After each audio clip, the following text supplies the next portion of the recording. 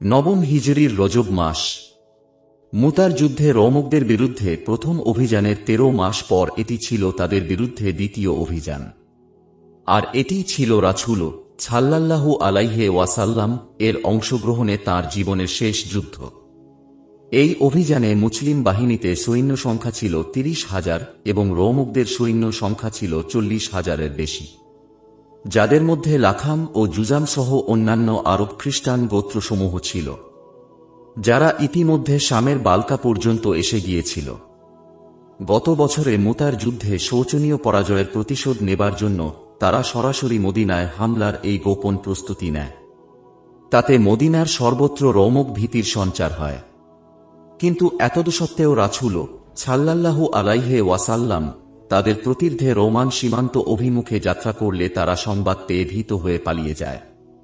রমজান মাসে মুসলিম বাহিনী বিনা যুদ্ধে জয়ী হয়ে মদিনায় ফিরে আসে। এই অভিযানকালে সূরা তওবার অনেকগুলি আয়াত নাজিল হয়। ৫০ দিনের এই দীর্ঘ সফরে ৩০ দিন যাতায়াতে এবং ২০ দিন তাবুকে অবস্থানে ব্যয়িত হয়। তায়েফ থেকে ফেরার কাছাকাছি ৬ মাস পরে নবম হিজরির রজব মাসে প্রচণ্ড গ্রীষ্মের মধ্যে এই অভিযান প্রেরিত হয়।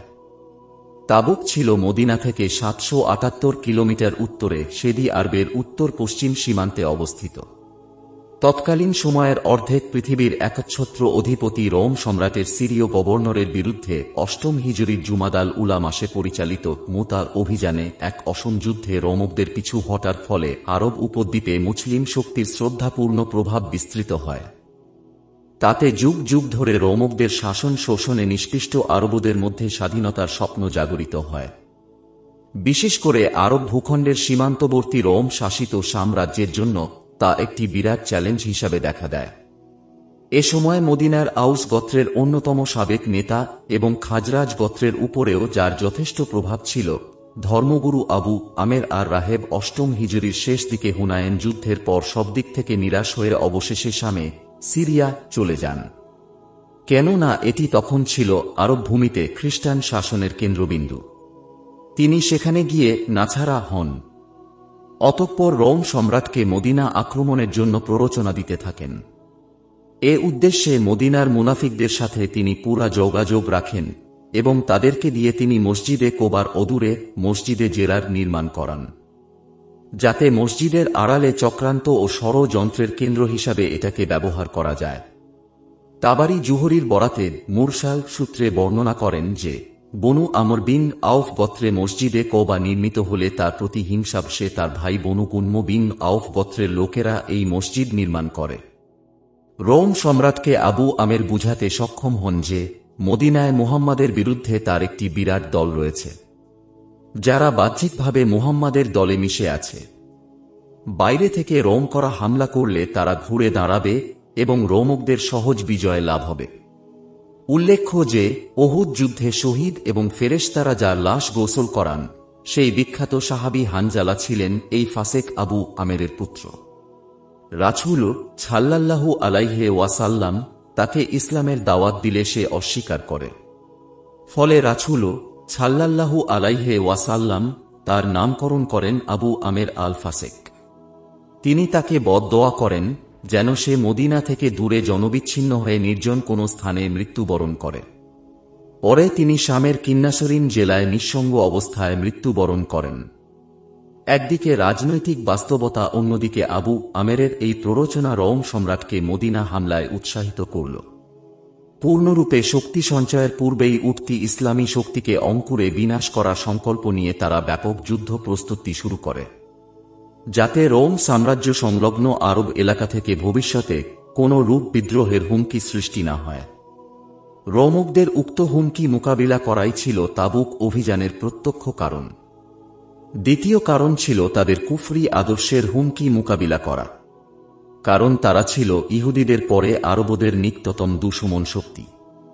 আহলে কিতাব হলেও তাদের অধিকাংশ তৃত্ববাদের কুফরি আকিদায় বিশ্বাসী হয়ে গিয়েছিল। তাদেরকে প্রকৃত তাওহীদের দিকে আহ্বান করা এবং অন্যদেরকে তাদের মন্দ প্রভাব থেকে বাঁচানো এই অভিযানের অন্যতম প্রধান উদ্দেশ্য ছিল। আর এটাই হল ইসলামী জিহাদের মূল রূহ। যেমন আল্লাহ বলেন, হে মুমিনগণ, তোমরা তোমাদের নিকটবর্তী কাফেরদের সাথে যুদ্ধ করো, তারা যেন তোমাদের মধ্যে কঠোরতা অনুভব করে। আর জেনে রেখো যে আল্লাহ সর্বদা মুত্তাকিদের সঙ্গে থাকেন, যাতে এর মাধ্যমে আরব উপদ্বীপ কাফের মুক্ত হয় এবং দিন সম্পূর্ণরূপে আল্লাহর জন্য হয়ে যায়। যেমন আল্লাহ বলেন, আর তোমরা তাদের বিরুদ্ধে যুদ্ধ করো যতক্ষণ না ফিতনা, কুফরি শেষ হয় এবং দিন পূর্ণরূপে আল্লাহর জন্য হয়ে যায়। প্রত্যক্ষ কারণ যেটাই থাক না কেন, আল্লাহর ইচ্ছা ছিল সম্ভবত এটাই যে খন্দক, খায়বর, মুতা ও মক্কা বিজয় শেষে আরবের সমস্ত অঞ্চল থেকে যখন দলে দলে গোত্রনেতারা মদিনায় গিয়ে আত্মসমর্পণ করছে, তখন বাকি শাম ও তৎসন্নিহিত খ্রিস্টান শাসিত এলাকাগুলি ইসলামী খেলাফতের অধীনস্থ হোক। আলহামদুলিল্লাহ সেটাই হয়েছিল এবং কোনো রূপ রক্তপাত ছাড়াই তাবুক অভিযানে খ্রিস্টান শাস করা সন্ধি চুক্তি করতে বাধ্য হয়। অতঃপর খেলাফতে রাশেদাহর সময় সমস্ত আরব উপদ্বীপ কাফের মুক্ত হয়। এই রূপ ভীতিকর অবস্থার মধ্যে শাম থেকে মদিনায় আগত তৈল ব্যবসায়ী নাবাত্তি দলের মাধ্যমে সংবাদ পাওয়া গেল যে রোম সম্রাট হেরাক্লিয়াস তার একজন বিখ্যাত সেনাপতির অধীনে 40,000 সৈন্যের এক বিশাল বাহিনী প্রস্তুত করেছেন, যার মধ্যে লাখাম, জুজাম প্রভৃতি খ্রিস্টান গোত্রগুলি সহ অন্যান্য আরব মিত্র গোত্রসমূহ রয়েছে।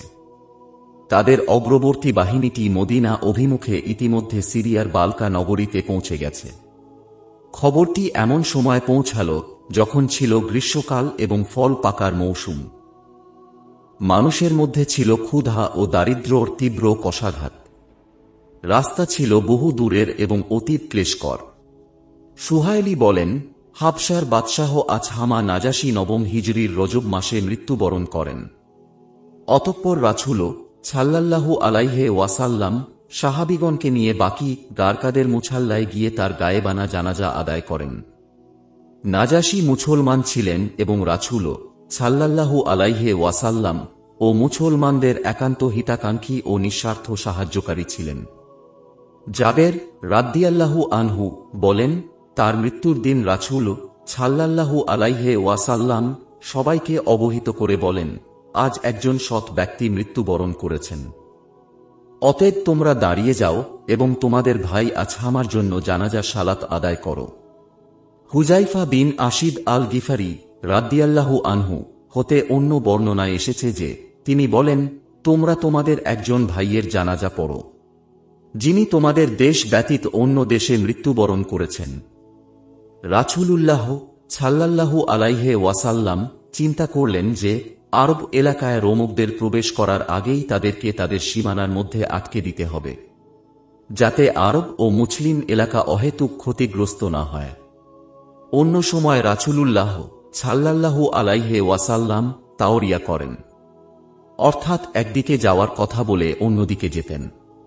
কিন্তু এবার তিনি সরাসরি ঘোষণা করলেন যে রোমকদের বিরুদ্ধে যুদ্ধে যেতে হবে।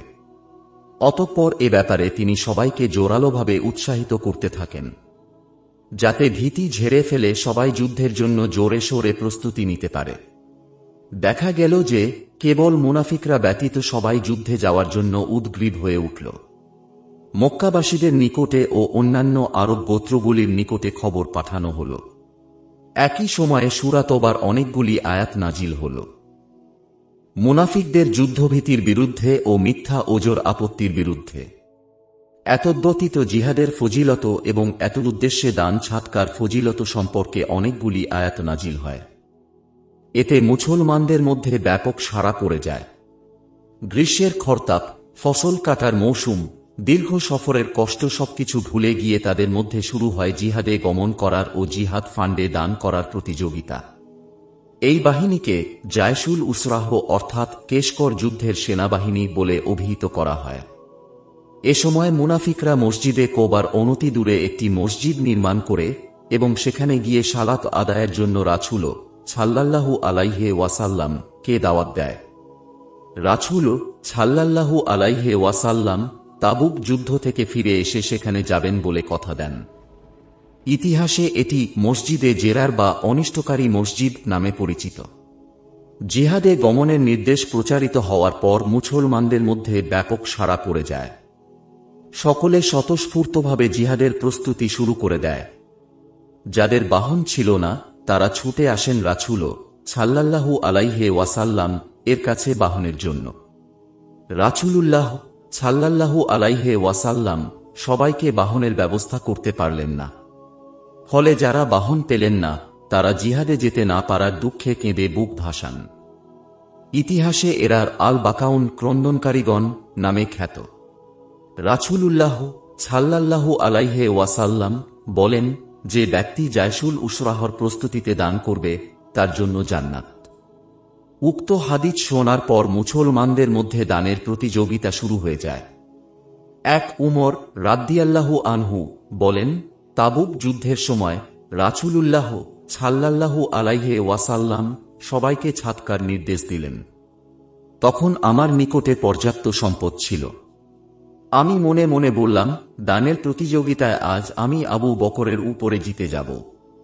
তিনি বলেন, অতঃপর আমি আমার সমস্ত মালের অর্ধেক নিয়ে রাসূল সাল্লাল্লাহু আলাইহি ওয়াসাল্লাম এর খিদমতে হাজির হলাম। তিনি বললেন, পরিবারের জন্য কি পরিমাণ রেখে এসেছ? আমি বললাম, অনুরূপ পরিমাণ। এ সময় দুই আবু বকর রাদিয়াল্লাহু আনহু তাঁর সমস্ত মাল সম্পদ নিয়ে হাজির হলেন। রাসূল সাল্লাল্লাহু আলাইহি ওয়াসাল্লাম বললেন, হে আবু বকর, তোমার পরিবারের জন্য কি পরিমাণ রেখে এসেছ? তিনি বললেন, তাদের জন্য আমি আল্লাহ ও তাঁর রাসূলকে রেখে এসেছি। উমর বলেন, তখন আমি মনে মনে বললাম, আর আমি কখনো তাঁর উপরে জিততে পারব না। এতে বোঝা যায় যে দুজনের মধ্যে উমর রাদিয়াল্লাহু আনহু প্রথম ছাদকা নিয়ে আসেন। ৩ উসমান গনি রাদিয়াল্লাহু আনহু 1000 স্বর্ণমুদ্রা নিয়ে আসেন। স্বর্ণমুদ্রাগুলি যখন রাসূল সাল্লাল্লাহু আলাইহি ওয়াসাল্লাম এর কোলের উপরে তিনি ঢেলে দেন, তখন রাসূল সাল্লাল্লাহু আলাইহি ওয়াসাল্লাম সেগুলি উল্টে পাল্টে বলতে থাকেন, আজকের দিনের পর কোনো আমলি ইবনু আফফানের অর্থাৎ উসমানের কোনো ক্ষতিসাধন করবে না। কথাটি তিনি কয়েকবার বলেন। এই বিপুল দানের জন্য তাঁকে অর্থাৎ তাবুক যুদ্ধের রসদ যোগানদাতা বলা হয়। ৪ আব্বাস বিন আব্দুল মুত্তালিব বহু মাল সামান নিয়ে আসেন। ৫ এতদ্ব্যতীত তালহা, সাদ বিন ওবাদাহ, মুহাম্মদ বিন মাসলামাহ প্রমুখ প্রচুর মাল সম্পদ দান করেন। এভাবে 1 মুঠ 2 মুঠ করে কম বেশি দানের স্রোত চলতে থাকে। মহিলাগণ তাদের গলার হার, হাতের চুড়ি, পায়ের অলংকার, কানের রিং, আংটি ইত্যাদি যার যা গহনা ও অলংকার ছিল সবই রাসূল সাল্লাল্লাহু আলাইহি ওয়াসাল্লাম এর নিকটে পাঠিয়ে দেন। কেউ সামান্যতম কৃপণতা করেননি। আছেম বিন আদি 100 অশাক অর্থাৎ হিজাজি ছা হিসাবে প্রায় 14,359 কেজি খেজুর জমা দেন। এ সময় উমাইরাহ বিনতে সুহায়েল বিন রাফে 2 ছা খেজুর, আবু খায়ছামা আনসারী 1 ছা এবং আবু আকিল হাছাহাছ অথবা হাবহাব আনসারী রাদিয়াল্লাহু আনহু অর্ধ ছা বা অর্ধথলি খেজুর নিয়ে আসেন। আবু আকিল বলেন, হে আল্লাহর রাসূল, আমি সারা রাত 2 ছা খেজুরের বিনিময়ে অন্যের ক্ষেতে পানি সেচেছি। সেখান থেকে 1 ছা পরিবারের জন্য রেখে এসেছি এবং 1 ছা এখানে এনেছি। তখন রাসূল সাল্লাল্লাহু আলাইহি ওয়াসাল্লাম নির্দেশ দিলেন তার ওই খেজুরগুলি ছাদাকার স্তূপের উপর ছড়িয়ে দিতে। অতঃপর তার জন্য দোয়া করলেন, আল্লাহ তাতে বরকত দিন যা তুমি দান করেছ এবং যা তুমি পরিবারের জন্য রেখে দিয়েছ। তখন কিছু লোক এতে হাসাহাসি করে বলল, নিশ্চয়ই আল্লাহ ও তাঁর রাসূল এসব দান থেকে অমুখাপেক্ষী। সবশেষে আব্দুর রহমান বিন আউফ রাদিয়াল্লাহু আনহু এসে বলেন, হে আল্লাহর রাসূল, ছাদকা দানকারী আর কেউ বাকি আছে কি? রাসূল সাল্লাল্লাহু আলাইহি ওয়াসাল্লাম বললেন, না। তখন তিনি তার মোট সম্পদের অর্ধেক 4000 দিরহাম বা 100 উকিয়া স্বর্ণমুদ্রা দান করেন। এ সময় উমর ইবনুল খাত্তাব বলেন, তুমি কি পাগল? তিনি বললেন, আমি পাগল নই। অতঃপর বলেন, আমার মোট 8000 দিরহামের মাল রয়েছে। তন্মধ্যে 4000 দিরহাম রেখেছি আমার পরিবারের জন্য এবং বাকি 4000 দিরহাম আমি আমার প্রতিপালককে ঋণ দিলাম। তখন রাসূল সাল্লাল্লাহু আলাইহি ওয়াসাল্লাম খুশি হয়ে বললেন, আল্লাহ তাতে বরকত দিন যা তুমি দান করেছ এবং যা তুমি রেখে দিয়েছ। এ সময় 1 ছা বা অর্ধ ছা করে যারা দান করেন সকলের উদ্দেশ্যে তিনি একই দোয়া করেন। তখন মুনাফিকরা বলল, আল্লাহর কসম, এটি স্রেফ ক্রিয়া ও শ্রুতি মাত্র। কেন না আল্লাহ এসব দান থেকে অমুখাপেক্ষী। আবু মাসুদ আনসারী রাদ্দিয়াল্লাহু আনহু বলেন, আমাদেরকে ছাতকার আদেশ দেওয়া হল। তখন আমরা সবাই তা বহন করে নিয়ে গেলাম। এ সময় আবু আকিল অর্ধ ছাতকা নিয়ে এলেন। অন্য একজন তার চাইতে কিছু বেশি নিয়ে এলো। তখন মুনাফিকরা বলল, নিশ্চয়ই আল্লাহ এইসব ছাতকা থেকে অমুখাপেক্ষী। তারা বলল, এরা এগুলি করছে লোক দেখানোর জন্য। তখন সূরা তোবা ৭৯ আয়াতটি নাজিল হয়।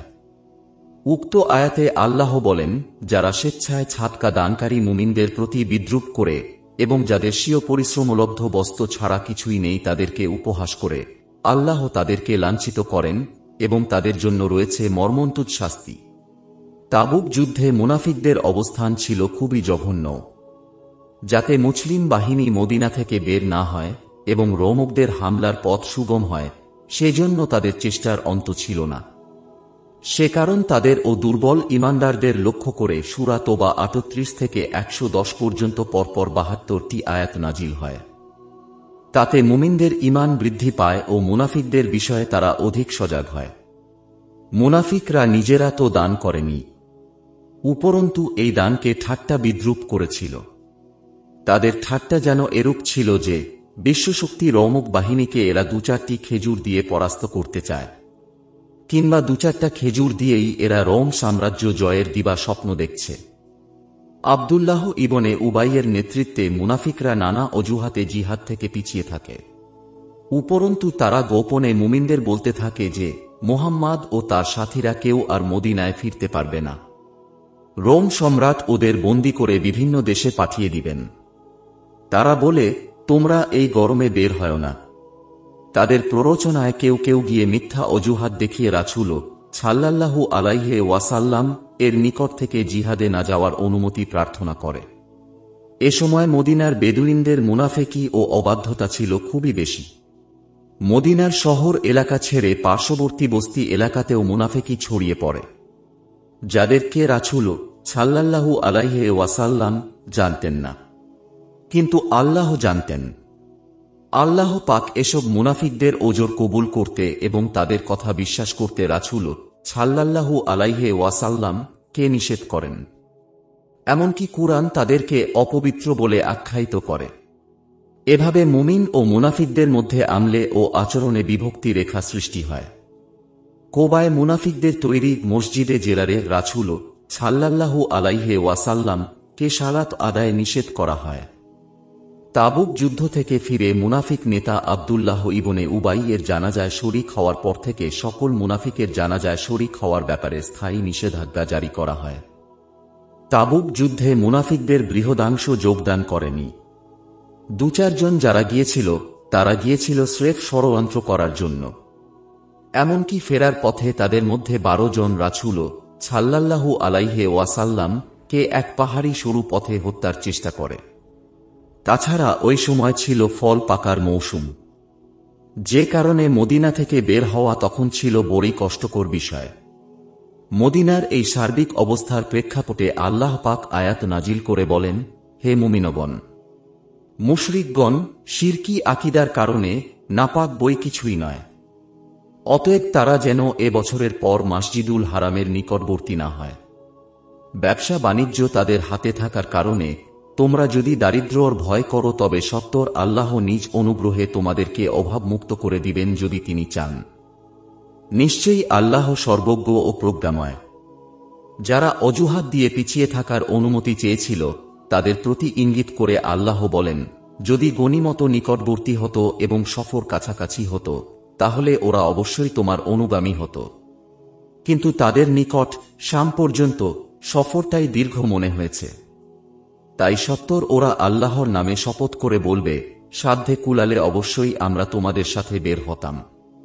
এভাবে শপথ করে তারা নিজেরা নিজেদের ধ্বংস করে, অথচ আল্লাহ জানেন যে ওরা অবশ্যই মিথ্যাবাদী। অতঃপর দৃঢ়বিশ্বাসী মুমিনদের প্রতি আহ্বান জানিয়ে আল্লাহ বলেন, তোমরা বেরিয়ে পড়ো, অল্প সংখ্যায় হো বা অধিক সংখ্যায় হো, এবং জিহাদ করো আল্লাহর পথে তোমাদের মাল দ্বারা ও জান দ্বারা। এটাই তোমাদের জন্য উত্তম যদি তোমরা জানতে। আল্লাহর এই আহ্বানে সাড়া দিয়ে ঈমানদারগণ দলে দলে জিহাদের উদ্দেশ্যে রাসূল সাল্লাল্লাহু আলাইহি ওয়াসাল্লাম এর চারপাশে জমা হয়ে যায়। মুজাহিদ বলেন, আয়াতগুলি সবই তাবুক যুদ্ধের ঘটনায় নাজিল হয়েছিল। নবম হিজরির রজব মাসের এক বৃহস্পতিবারে আল্লাহর রাসূল সাল্লাল্লাহু আলাইহি ওয়াসাল্লাম ৩০,০০০ সৈন্যের এক বিশাল বাহিনী নিয়ে তাবুকের উদ্দেশ্যে রওনা হলেন। এটাই ছিল তাঁর জীবনের সবচেয়ে বড় সেনা অভিযান। এই সময় তিনি মুহাম্মদ ইবনে মাসলামাহ আনসারীকে মতান্তরে শিবা বিন উরফুত্তাহ আল গিফারিকে মদিনার প্রশাসক নিযুক্ত করেন এবং হযরত আলীকে তাঁর পরিবারের দেখাশোনার দায়িত্ব দিয়ে যান। কিন্তু মুনাফিকরা তাকে সম্ভবত ভীতু, কাপুরুষ ইত্যাদি বলে ঠাট্টা করায় ক্রুদ্ধ হয়ে তিনি পুনরায় গিয়ে পথিমধ্যে সেনাদলে যোগ দেন। তখন সেনাদল ২-৩ মঞ্জিল অতিক্রম করে গেছে। আল্লাহর রাসূল সাল্লাল্লাহু আলাইহি ওয়াসাল্লাম তাকে কাছে ডেকে সস্নেহে বলেন, তুমি কি এতে সন্তুষ্ট নও যে তুমি আমার নিকটে অনুরূপ হো যেমন হারুন ছিলেন মুছার নিকটে? তবে পার্থক্য এই যে আমার পরে আর কোন নবী নেই। একথা শুনে আলী রাদিয়াল্লাহু আনহু খুশি মনে মদিনায় ফিরে গেলেন। তাবুক যুদ্ধের প্রধান পতাকা ছিল আবু বকর সিদ্দিক রাদিয়াল্লাহু আনহু এর হাতে। দ্বিতীয় প্রধান পতাকাটি ছিল জুবায়ের ইবনুল আওয়াম রাদিয়াল্লাহু আনহু এর হাতে। আউসদের পতাকা ছিল উসায়েদ বিন হুজায়ের রাদিয়াল্লাহু আনহু এর হাতে। খাজরাজদের পতাকা ছিল আবু দুজানাহ রাদিয়াল্লাহু আনহু এর হাতে। মতান্তরে হুবাব ইবনুল মুনজির রাদিয়াল্লাহু আনহু এর হাতে।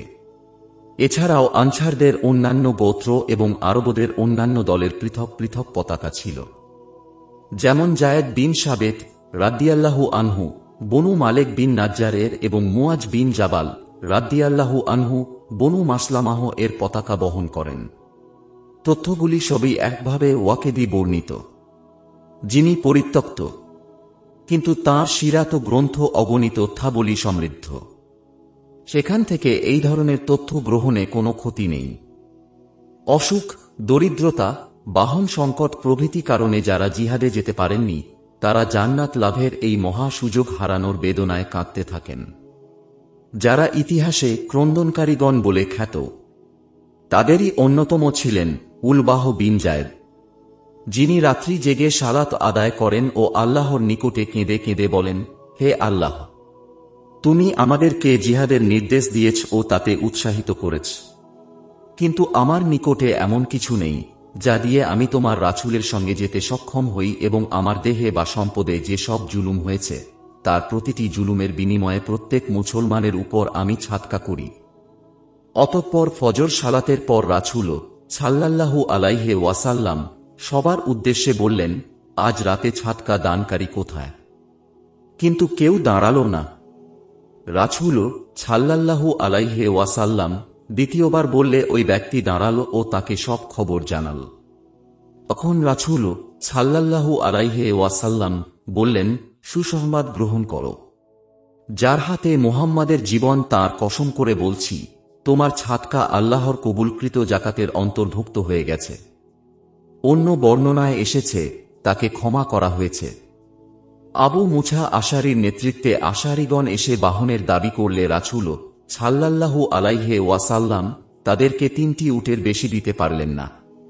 ফলে এইসব দুর্বল ও অক্ষমদের বিষয়ে নাজিল হয়, কোনো অভিযোগ নেই দুর্বলদের উপর, রোগীদের উপর ও ব্যয়ভার বহনে অক্ষমদের উপর, যদি তারা আল্লাহ ও তাঁর রাসূলের প্রতি খালেজ ঈমান রাখে। বস্তুত সৎকর্মশীলদের বিরুদ্ধে কোনো রূপ অভিযোগ নেই, আর আল্লাহ ক্ষমাশীল ও দয়াবান।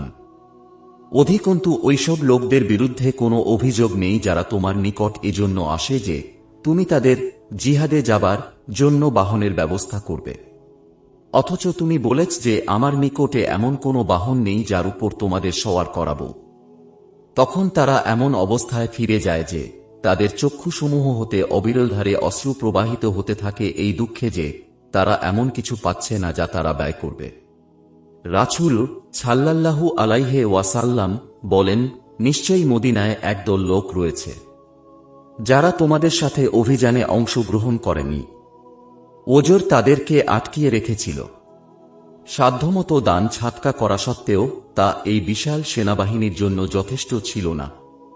ফলে প্রতি 18 জনের জন্য একটি করে উটের ব্যবস্থা হয়, যার উপরে তারা পালাক্রমে সওয়ার হতেন। অনুরূপভাবে খাদ্য সংকট দেখা দেয়, তারা গাছের ছালো পাতা খেতে থাকেন যাতে তাদের ঠোঁটগুলো ফুলে যায়। পথিমধ্যে ব্যাপকভাবে পানি সংকটে পড়ায় সবাই রাসূল সাল্লাল্লাহু আলাইহি ওয়াসাল্লাম এর নিকটে এসে পানির অভিযোগ করেন। তখন রাসূল সাল্লাল্লাহু আলাইহি ওয়াসাল্লাম আল্লাহর নিকটে পানি প্রার্থনা করেন। ফলে আল্লাহ বৃষ্টির মেঘ পাঠিয়ে দেন, যা বিপুল পরিমাণ বৃষ্টি বর্ষণ করে। সেনাবাহিনী তৃপ্তি সহকারে পানি পান করে এবং পাত্রসমূহ ভরে নেয়। গমন পথে মুসলিম বাহিনী হিজর এলাকা অতিক্রম করে, যা ছিল খায়বরের অদূরের ওয়াদিল কোরা এলাকায় অবস্থিত। এখানে বিগত যুগে ছামুদ জাতি আল্লাহর গজবে ধ্বংস হয়, যারা পাথর কেটে মজবুত ঘর বাড়ি তৈরি করত। হযরত সালেহ আলাইহিস সালাম তাদের নিকটে প্রেরিত হয়েছিলেন, কিন্তু তারা তাকে অমান্য করে। ফলে তারা আল্লাহর গজবে পতিত হয়। রাসূলুল্লাহ সাল্লাল্লাহু আলাইহি ওয়াসাল্লাম বললেন, তোমরা গজবপ্রাপ্ত ছামুদদের ঘর বাড়িতে প্রবেশ করো না ক্রন্দনরত অবস্থায় ব্যতীত, যাতে তাদের যে বিপদ হয়েছে তোমাদের তেমনটি না হয়। অতঃপর তিনি মাথা নিচু করলেন এবং দ্রুত উক্ত এলাকা অতিক্রম করলেন। অর্থাৎ কেউ প্রবেশ করতে চাইলে কাঁদতে কাঁদতে প্রবেশ করবে, অথবা মাথা নিচু করে দ্রুত এলাকা ত্যাগ করবে। তিনি তাদের নির্দেশ দিলেন যে, তোমরা যে পানি সংগ্রহ করেছ তা ফেলে দাও। উক্ত পানি দিয়ে যদি আটার খামির করে থাকো তবে তা উটকে খাইয়ে দাও। আরও নির্দেশ দিলেন যে, সালেহ আলাইহিস সালাম এর স্ত্রী যে কুয়া থেকে পানি পান করত, তোমরা সেই কুয়া থেকে পানি সংগ্রহ করো। মুজেজা সমূহ। 1 তাবুকের নিকটবর্তী পৌঁছে রাসূলুল্লাহ সাল্লাল্লাহু আলাইহি ওয়াসাল্লাম বললেন, আগামীকাল ইনশাআল্লাহ তোমরা তাবুকের ঝর্ণার নিকটে পৌঁছাবে। তবে দিন গরম হওয়ার পূর্বে তোমরা সেখানে পৌঁছাতে পারবে না। যদি তোমরা কেউ আগে পৌঁছে যাও, তবে আমি না পৌঁছানো পর্যন্ত যেন কেউ ঝর্ণার পানি স্পর্শ না করে। মুয়াজ বিন জাবাল রাদিয়াল্লাহু আনহু বলেন, আমরা গিয়ে দেখি আমাদের দুজন লোক আগেই পৌঁছে গেছে এবং কিছু পানীয় পান করেছে। হয়তোবা তারা রাসূল সাল্লাল্লাহু আলাইহি ওয়াসাল্লাম এর নিষেধাজ্ঞা জানতে পারেনি। এ সময় খুব ধীরগতিতে পানি আসছিল। রাসূলুল্লাহ সাল্লাল্লাহু আলাইহি ওয়াসাল্লাম তাদের কিছু ভর্ৎসনা করলেন। অতঃপর ঝর্ণা থেকে অঞ্জলি ভরে একটু একটু করে পানি নিলেন ও সঞ্চয় করলেন। অতঃপর তা দিয়ে স্বীয় হাত ও মুখমণ্ডল ধৌত করলেন। অতঃপর ওই পানি পুনরায় ঝর্ণায় নিক্ষেপ করলেন। ফলে ঝর্ণায় তীব্রগতিতে পানির প্রবাহ সৃষ্টি হল এবং অল্প সময়ের মধ্যে বিপুল পানি রাশি জমা হয়ে গেল। সাহাবায়ে কেরাম তৃপ্তি সহকারে পানি পান করলেন। এ সময় রাসূলুল্লাহ সাল্লাল্লাহু আলাইহি ওয়াসাল্লাম মুয়াজকে লক্ষ্য করে বললেন, যদি আল্লাহ তোমার হায়াত দীর্ঘ করেন তবে তুমি এই স্থানটিকে সবুজ শ্যামল বাগিচায় পূর্ণ দেখতে পাবে। উক্ত ভবিষ্যদ্বাণী কার্যকর হয়েছে, আলহামদুলিল্লাহ। তাবুক পৌঁছার পর রাসূলুল্লাহ সাল্লাল্লাহু আলাইহি ওয়াসাল্লাম সবাইকে বললেন, আজ রাতে তোমাদের উপর প্রবল বালুঝড় বয়ে যেতে পারে, সুতরাং তোমাদের কেউ যেন দাঁড়ায় না।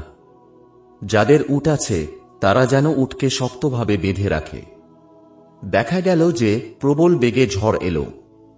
তখন সম্ভবত কৌতূহল বসে একজন উঠে দাঁড়াল। ফলে ঝড় তাকে উড়িয়ে নিয়ে তাই পাহাড়ের মাঝখানে নিক্ষেপ করল। 2 ফাজালাহ বিন উবায়েদ আনসারী বলেন, তাবুক থেকে ফেরার পথে আমাদের উটগুলি কষ্টে হাঁসফাঁস করতে থাকে। রাসূল সাল্লাল্লাহু আলাইহি ওয়াসাল্লাম এর নিকটে বিষয়টি পেশ করা হলে তিনি দোয়া করে বলেন, হে আল্লাহ, তোমার রাস্তায় এগুলির উপরে আরোহণ করাও। নিশ্চয় তুমি আরোহণ করিয়ে থাকো শক্তিশালী ও দুর্বলের উপরে, নরম ও শুষ্ক জমিনের উপরে এবং স্থলভাগ ও সমুদ্রের উপরে। অতঃপর মদিনায় আসা পর্যন্ত তারা আর দুর্বল হয়নি। রাবী বলেন, এটি ছিল রাসূল সাল্লাল্লাহু আলাইহি ওয়াসাল্লাম এর দোয়ার বরকত। তাঁর এই দোয়া শক্তিশালী ও দুর্বলের উপরে আমরা ফলতে দেখেছি। অতঃপর সমুদ্রের উপরে ফলতে দেখলাম, তখনই যখন আমরা ২৭ হিজরিতে উসমান রাদ্দিয়াল্লাহু আনহু এর খেলাফতকালে মুয়াবিয়া রাদ্দিয়াল্লাহু আনহু এর নেতৃত্বে রোমকদের বিরুদ্ধে নৌযুদ্ধে গমন করলাম। নিঃসন্দেহে এটি ছিল রাসূল সাল্লাল্লাহু আলাইহি ওয়াসাল্লাম এর অন্যতম গুরুত্বপূর্ণ মুজেজা।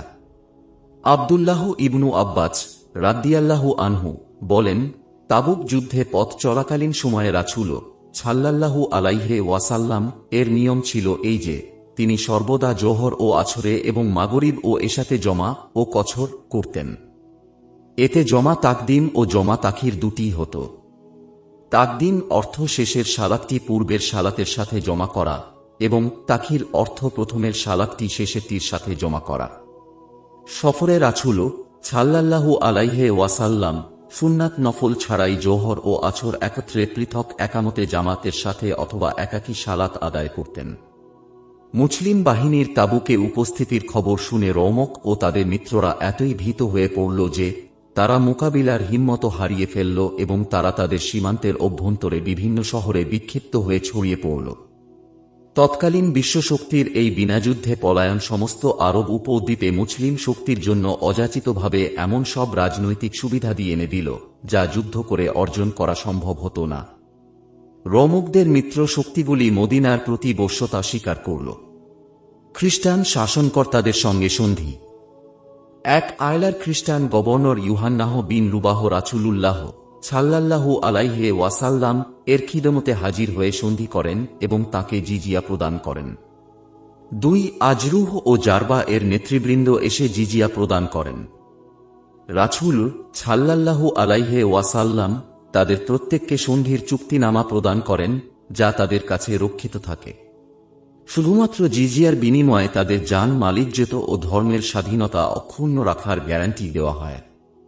৩ রাসূল সাল্লাল্লাহু আলাইহি ওয়াসাল্লাম দুমাতুল জান্দালের শাসনকর্তা উকায়দিরের নিকটে ৪২০ জন অশ্বারোহী সৈন্যের একটি বাহিনী সহ খালেদ বিন ওলীদকে প্রেরণ করেন। যাত্রাকালে তিনি বলে দেন যে তুমি তাকে জংলি নীল গাভী শিকার করা অবস্থায় দেখতে পাবে। সেটাই হল। চাঁদনী রাতে দুর্গটি পরিষ্কার দেখা যায়। এমন দূরত্বে পৌঁছে গেলে হঠাৎ দেখা গেল যে একটি নীল গাভী জঙ্গল থেকে বেরিয়ে এসে দুর্গদ্বারে শিং দিয়ে গোঁতা মারছে। এমন সময় উকায়দির গাভীটাকে শিকার করার জন্য লোকজন নিয়ে বের হলেন। এই সুযোগে খালেদ তাকে বন্দী করে ফেললেন। এভাবে রাসূল সাল্লাল্লাহু আলাইহি ওয়াসাল্লাম এর ভবিষ্যদ্বাণী কার্যকর হয়। উকায়দিরকে রাসূল সাল্লাল্লাহু আলাইহি ওয়াসাল্লাম এর দরবারে আনা হল। অতঃপর ২০০০ উট, ৮০০ গোলাম, ৪০০ লৌহবর্ম ও ৪০০ বর্ষা দেবার শর্তে এবং জিজিয়া কর প্রদানে স্বীকৃত হওয়ায় তার সঙ্গে সন্ধি চুক্তি সম্পাদিত হল, যেমন ইতিপূর্বে আয়লাহ, তাবুক ও তায়মার সাথে সম্পাদিত হয়েছিল। একইভাবে রোমকদের মিত্র অন্যান্য গোত্রসমূহ তাদের পুরানো মনিবদের ছেড়ে মুসলমানদের নিকটে এসে মৈত্রীবন্ধনে আবদ্ধ হল। এভাবে একেবারেই বিনাযুদ্ধে এবং কোনো রূপ জানমালের ক্ষয়ক্ষতি ছাড়াই আল্লাহর গায়েবী মদদে মদিনার ইসলামী খেলাফতের সীমানা বিস্তৃত হয়ে রোম সাম্রাজ্যের প্রান্তসীমা পর্যন্ত পৌঁছে গেল। তাবুক যুদ্ধের গুরুত্ব।